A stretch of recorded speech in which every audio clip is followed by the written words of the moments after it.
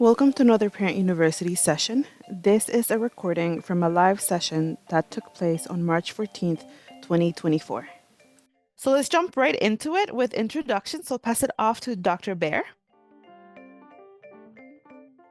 Hi, everyone. Good evening. My name is Dr. Helen Bear. I'm the director of the DC Reading Clinic. The DC Reading Clinic is part of DC Central Office, DC Public Schools Central Office, and we do teacher training and support for students who are striving readers or learning to read. We focus on kindergarten through second grade, but we are also working to meet the needs of teachers and students in grades 3 through 8 as well.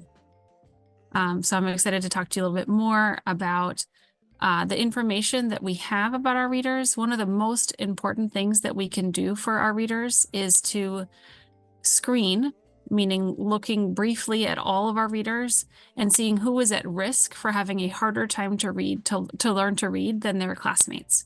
So some students will find it very easy to learn to read. Those students may pick it up quickly. Those students are often the kids who are, do really well early on.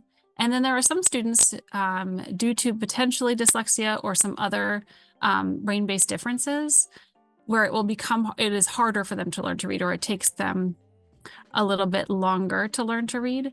And so they need some additional support in their classroom. And so DIBELS, which stands for the Dynamic Indicators of Basic Early Literacy Skills, tells us who those kids are, who is going to need more support to learn to read, who is going to need less support to learn to read.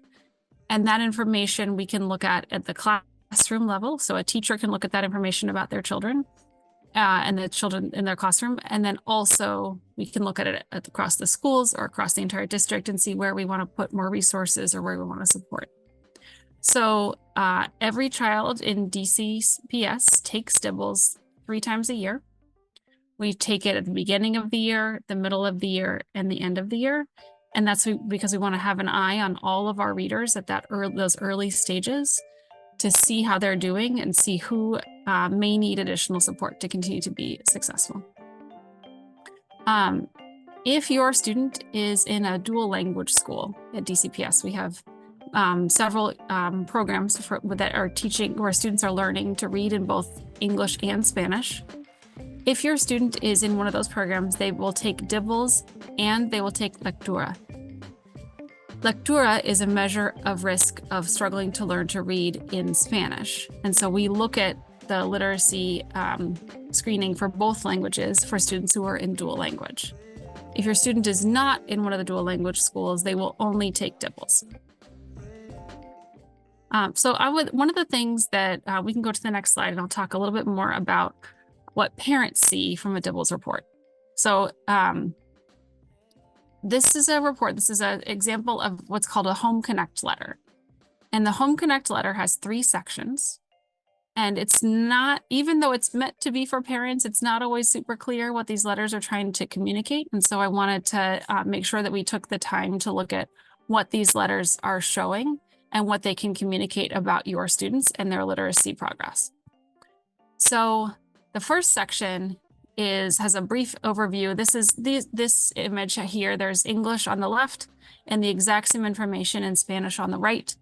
All of the reports are available in both English and Spanish for all students. So if you received one in English, you can always ask for one in Spanish if you would prefer that. But I will talk a little bit about the information and then it's available in both languages here. So to start with, in the top right-hand corner of the report, underneath the red circle, it says the DIBELS composite score. The DIBELS composite score is an overall measure of how your student is doing in terms of risk for struggling to learn to read. So we have 4 colors and ways we sort of categorize the level of risk or the amount of support that a student is going to need to learn to read. Students in blue or green, whose composite score is blue or green, are well on their way to becoming readers. They're meeting the grade level benchmarks for that point in the year, and they don't need as much support to learn to read. Students in yellow need more support to learn to read. And students in red need the most support. And so this is where we think of it as a screener. We're going to give this to every student, and the students who show up with a composite score in red tells us, oh, let's make sure we focus a lot of our energy in the classroom on those students and ensure that they get the support they need to become successful readers. So this is an example report of a student who was in the red, had a red composite score at the beginning of the year. That overall score is at the top right-hand corner. And then there are some scores for each of the measures, thank you, underneath.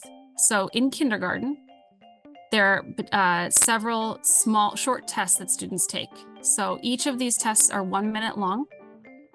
The first one is letter names, and the teacher presents a list of letters and asks the student to name the letters, as many as they can in 1 minute. So students in kindergarten at the beginning of the year, they may not know their letter names yet. And so that's potentially partly a screening for risk. And it's also like, okay, well, we'll just make sure we teach them that skill. The second skill that your teacher might refer to as PSF, and that is phoneme segmentation fluency. And it is the skill to identify the individual sounds in words. So an example word is if I say the word cat, can the child identify the sounds k, at that are in that word? And the reason why that matters and why we want to know that about students is that if they can find the sounds in the words, then they'll be able to attach those sounds to letters when they're learning to read. And so that's a very important skill in kindergarten, is to be able to identify the sounds in words. We also know that children who are dyslexic or may have dyslexic tendencies have a harder time with that skill. They have a harder time with the sounds in English or in whatever their home language is. And so that's a really important tool for us to see who may need more support in learning to read. The other thing that we look at in kindergarten is decoding. We show students a list of words. They're nonsense words because we want to make sure they're not words the child has memorized. And we just see if they can read any of those nonsense words to us. In this case, on this home report, this student was in red, so was well below in letter naming. The student was able to identify 2 sounds on phonemic awareness, or that second subtest, and she wasn't able to read any of the words on that initial test. So this tells us this is a child we want to keep a close eye on. This is a child that we want to make sure gets a lot of additional support. So that's what this report can tell you. And then there's some more additional information. If we can go to the next slide for another next set of information. So something that also tells us if a child is at risk of struggling to learn to read is what we call their RAN score. And RAN stands for Rapid Automatized Naming. And in this subtest, it's you show the child a list of numbers and ask them to identify the numbers. And you give them as much time as they need to identify that list of numbers. And what this tells us is not about their literacy knowledge, but instead tells us about how quickly they are connecting what they see on the page and able to name it. Because part of reading is knowing about sounds and about letters, but it's also about how quickly your brain puts that information together to say it. And students who have who take longer to name the numbers on the page, we know are also at higher risk for struggling to learn to read. And so if your child has a red RAN score, that means we also are at the school level are keeping a really close eye on them, because we're going to make sure they get additional support in learning to read. We can't actually teach naming speed. So we don't teach students to get faster at RAN, but it is just helpful information for us to see who is potentially going to need more support. There's one other really helpful part of this report. It's on the next slide. So the Home Connect letter, again in English on the left and in Spanish on the right, tells you where to prioritize your help at home and gives you ideas for activities that you can do with your student at home that don't require very many materials, if any, and can be more like fun games to play. So in this case, because this child is still learning how to identify the sounds in words, we can play around by saying, oh, I see a stop sign. What's the first sound you hear in stop? And practicing with the sounds that they see in their environment. You can do this in English. You can do this in whatever your home language is. You don't have to do it in English for the skill to be transferred to English. So if your child is learning to read in English, it's still helpful to practice sounds in whatever your language is. And so the idea, the skill is just being able to think about the fact that words in any language are made up of individual sounds, and being students getting more practice and help with that really helps them with their early literacy. So in most cases, teachers are sharing this report with you. Like, you should be receiving these from teachers. Often they come home. I mean, my own son comes home in his backpack, and it is like, it's like a messy, crumpled up thing, but I get it and I read it. My own son is in first grade. So it should be coming out to you. Cindy, I will answer your question in just a minute. You can also access it in some of these other places. You can email your teacher or reach out to your teacher and ask for the Home Connect letter.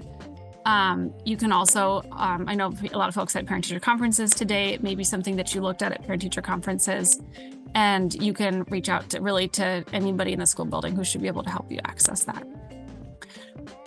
RAN is done in kindergarten and first grade right now in DCPS, and we are also only doing it in the beginning of the year in those grades.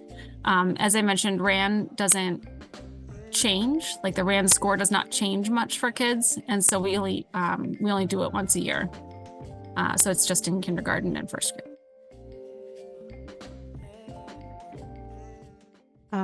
Thank you for that information, Helen. And I'm putting some resources in the chat related to this slide.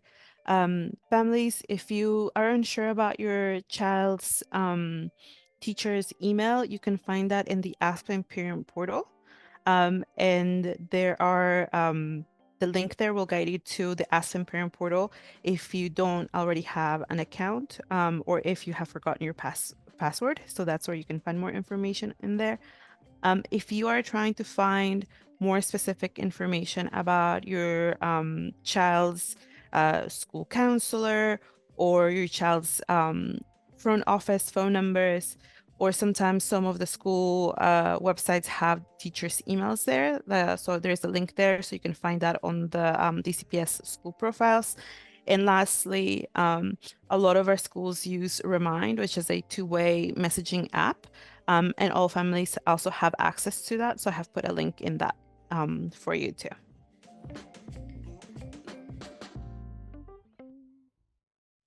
So as I mentioned, this is information that we are collecting in order to communicate to you about your students, but it is also information we are using in the classroom to ensure that our students who will need more support to become successful readers get that support. And so in our kindergarten through second grade classrooms, every child gets phonics instruction. Every child gets practice in identifying the sounds and words through our Haggerty and Foundations curriculums. And then every child also gets some time in a small group with a teacher. But our children whose composite scores are red get the most time, and they get smaller groups. And we really make sure that they are getting the most small group responsive instruction that really focuses on what individual students need. And so that's really the way that the schools are using that DIBELS data. And then we also use progress monitoring.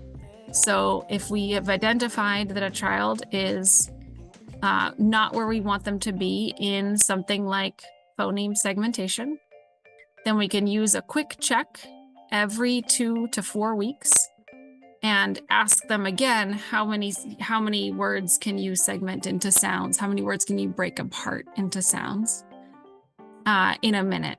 And we want to see that number growing over time because of the small group instruction that we're giving. And if that number is not growing, if students are not improving in that targeted skill, then we want to change the instruction that we're giving. We want to be responsive to that.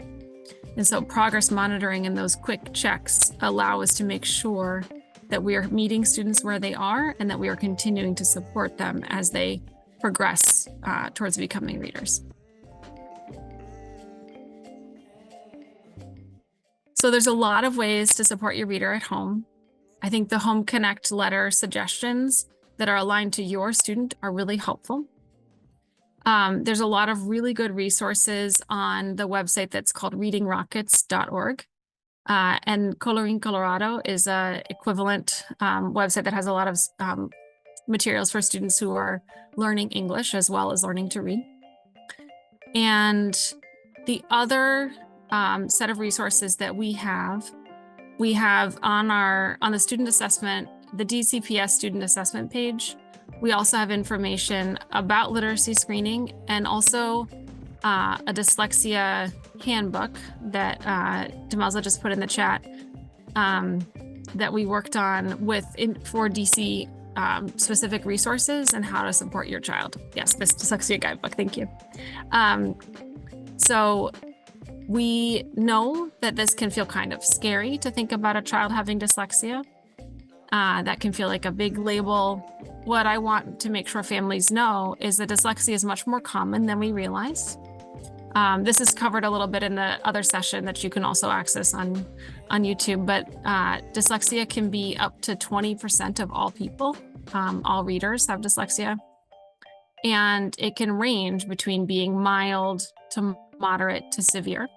And so if you have mild dyslexia, then it means that we might identify you on a screener on Dibbles and say, okay, we're going to get you the instruction you need. And we are going to make sure that you are going to become a reader just like your peers. Some people with more severe dyslexia may need additional support and may need continued additional support. The Dyslexia Guidebook can answer some of these questions, can help parents navigate some of those issues and some of those flags. Dibbles is a screener for dyslexia, meaning that we can find kids who are at risk of dyslexia, but it does not diagnose anything. The school team can diagnose whether or not a child has some additional needs. But for us, Dibbles is a really, really important tool because if we catch students really early, then we can provide that support. Cindy, I don't actually know that. I don't know, Demelza, if you know that. I know that the teachers can look up older Dibbles scores. Like we can look them up in the Dibbles platform, but I don't know if if parents have access to that in Aspen. No, it's not in Aspen. That one is not in Aspen. But again, if you need to access old reports, I think child's teacher, or do you have any other recommended point of contact, Helen? Yeah, so the child's teacher should be able to see if you've been in the same DCPS school in particular, then I know it's really easy to see Dibbles history. And then there are other ways that we could look it up. If a school is if your child has moved schools, we can look it up in different ways. The best contact besides your child's teacher is their principal or the person who is the coordinator for the MTSS team. MTSS stands for Multi-Tiered Systems of Support. And though that team of people and the person who coordinates that team keeps a really close eye on students, and we'll also be able to access data about students and answer questions. Often in school buildings, that person is the school psychologist. Sometimes it is the literacy coach. Sometimes it is somebody else. But every school has a person who manages and leads the MTSS team. And so that's another person to ask for if your teacher doesn't have the answers that you need.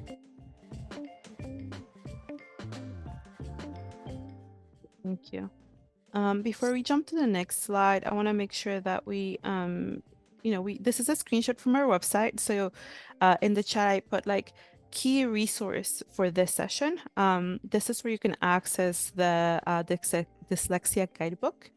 And this is our page. And so when you go in, you can go ahead and I'll click in the English one, but it's available in multiple languages.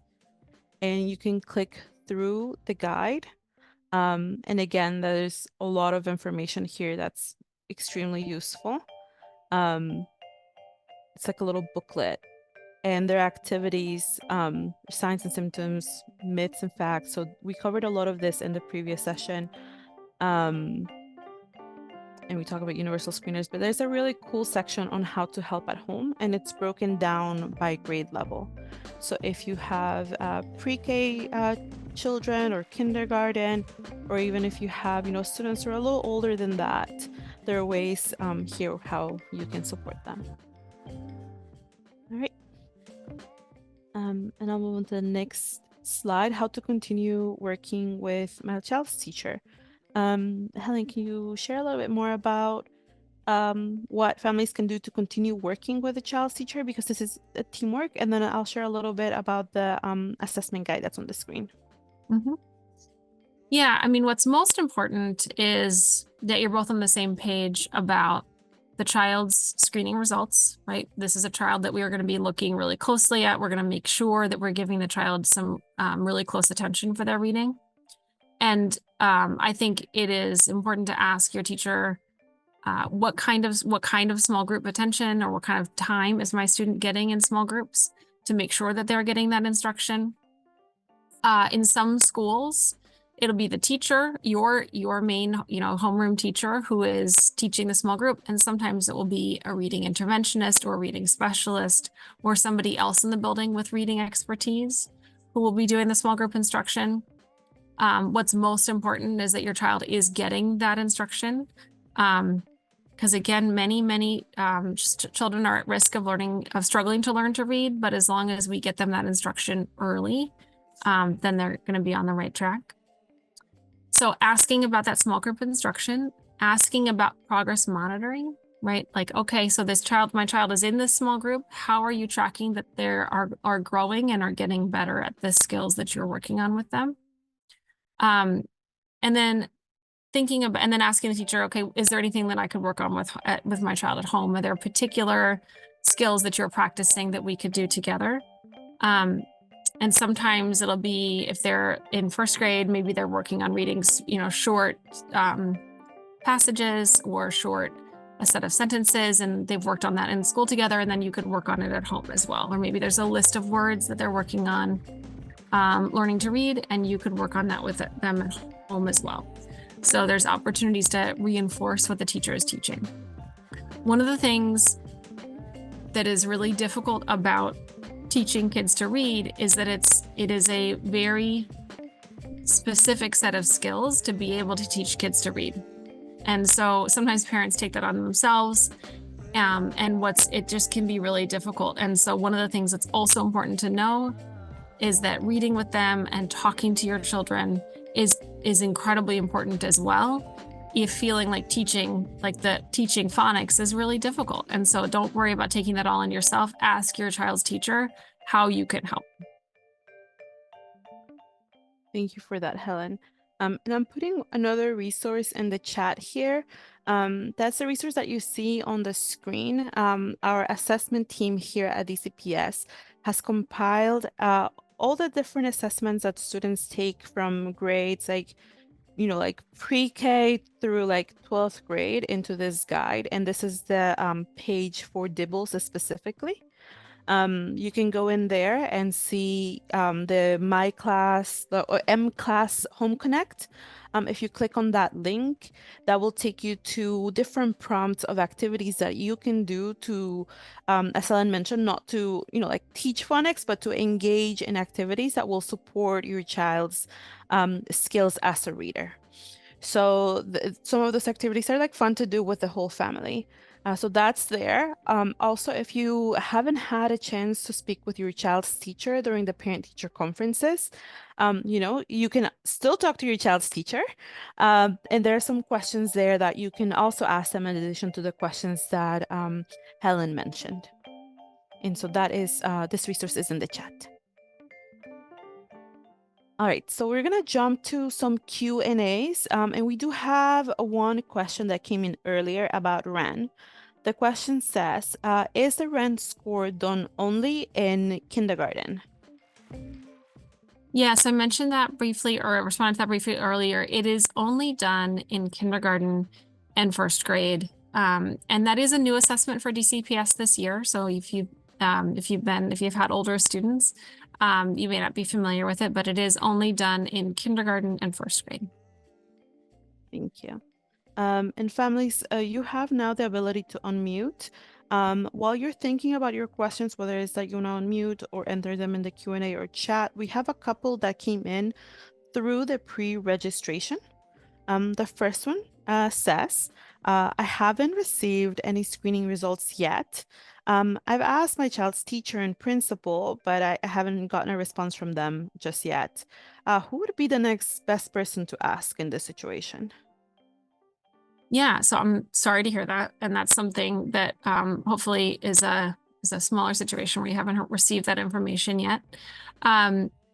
We recommend reaching out to the MTSS coordinator. So every building, as I mentioned, every school has an MTSS team that is focused on supporting kids and thinking about them holistically and looking at academic information and thinking about how we can respond. And so the MTSS coordinator, again, can be a variety of people in a school building. That would be a person to go to. You could ask for who the MTSS coordinator is. The other person to consider asking, if you haven't heard from your child's teacher or the principal, is that on the front door, I believe, of most school buildings, that at least that I go to, I spend a lot of time in DCPS buildings, there's a piece of paper on the doors outside that say that you can reach out to the site coordinator, I believe it's like the special education site coordinator, and there's an email address on the door for that person. And that person also will have access to this information, and you can ask that question, the same question of that person whose email address is on the door. Thank you. The next question is, if my child continues to remain at risk for dyslexia, does this mean that I should start looking into specialized instruction services for next year? So this is something you would want to continue to stay in conversation with your child's teacher and continue to look at the DIBELS data. If your child continues to stay in red, right, in that situation where they need the most support to be successful, and they have been getting that support, then yes, it is important to ask and to consider specialized instruction. As I mentioned, dyslexia is incredibly common, and it is on a range. So there can be mild dyslexia, moderate, and severe. Many times, students with mild or moderate dyslexia do not need additional specialized instruction, and the instruction they're getting in their classrooms or in their small group is sufficient. But there are cases in which children need additional specialized instruction in order to access learning. And so if you are seeing that your child is not growing, that their scores are not improving, then that is a question to ask. And making sure at first, like, we see that their composite is well below, and we know that they've been getting a lot of support and they're not growing. And so, yeah, then in that case, you would want to start to look into that additional support. That, again, the people to talk to about that would be your child's teacher, the MTSS coordinator, or the name of that person who's on the outside of the building, the special education coordinator. Thank you for that, Helen.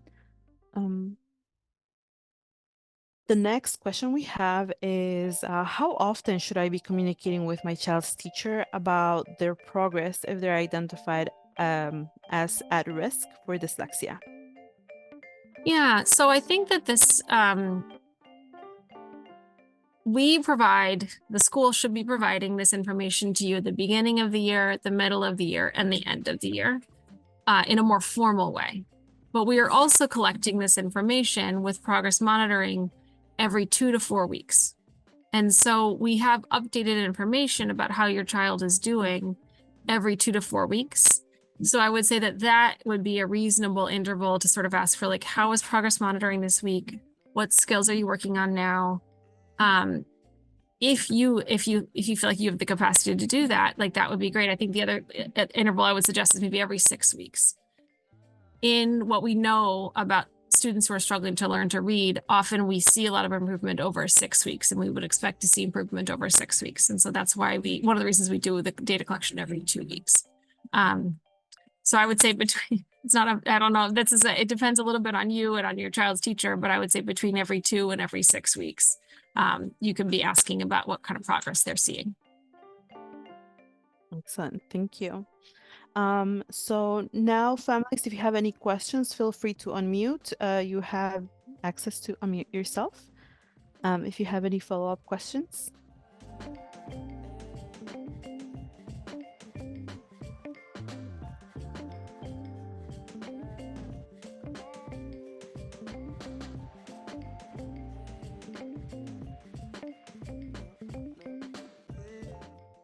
Helen, I have a follow-up question. Mhm. So earlier when we did the first session in the fall, it's because it was the first screening. This is the middle of the year screening that just took place at our schools. And when is the last one? Because for this one, it's 3 screenings, right? Yes, that's right. The last screening is at the very end of the year in June, and we do kind of wait because we want to give kids as much time as we can for them to learn more about reading and those reading skills before we assess them again. And so that we get those we do that last screening in the first couple weeks of June. Thank you.